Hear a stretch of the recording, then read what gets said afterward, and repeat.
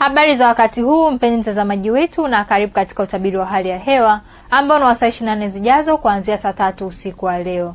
Na mifumo ya upepo kwa siku ya kesho inatarajiwa kuvuma kwa kasi ya kilomita 20 kwa saa kwa ziwa Tanganyika na kwa kasi ya kilomita 30 kwa saa kwa ziwa Victoria, ziwa Nyasa pamoja na ukanda wote wa pwani. Na hali ya bahari inatarajiwa kuna mawimbi makubwa kiasi.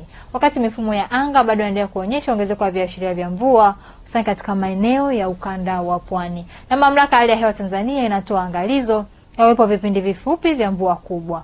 Vinatarajiwa katika maeneo machache ya mkoa wa Tanga pamoja na visiwa vya Unguja na Pemba.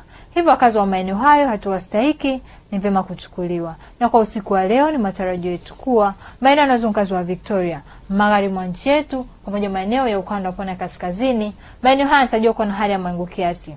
Mvua na ngurumo katika maeneo machache. Mikoa ya Singida pamoja na Dodoma, maeneo haya yanatarajiwa kuwa na hali ya mawingu kiasi na ukavu kwa ujumla. Lakini maeneo mengine ya nchi yanayosalia, maeneo haya yanatarajiwa kuwa na hali ya mawingu kiasi, mvua katika maeneo machache. Na hapo kesho ni matarajio yetu kuwa maeneo magharibi mwa nchi yetu pamoja maeneo ya ukanda wa pwani ya kaskazini, maeneo haya yanatarajiwa kuwa na hali ya mawingu, mvua na ngurumo katika maeneo machache pamoja na vipindi vifupi vya jua. Mikoa ya Singida pamoja na Dodoma, maeneo haya yanatarajiwa kuwa na hali ya mawingu kiasi, mvua katika maeneo machache pamoja na vipindi vya jua. Wakati maeneo mengine ya nchi yanayosalia, maeneo haya yanatarajiwa kuwa na hali ya mawingu kiasi, mvua na ngurumo katika maeneo machache pamoja na vipindi vya jua.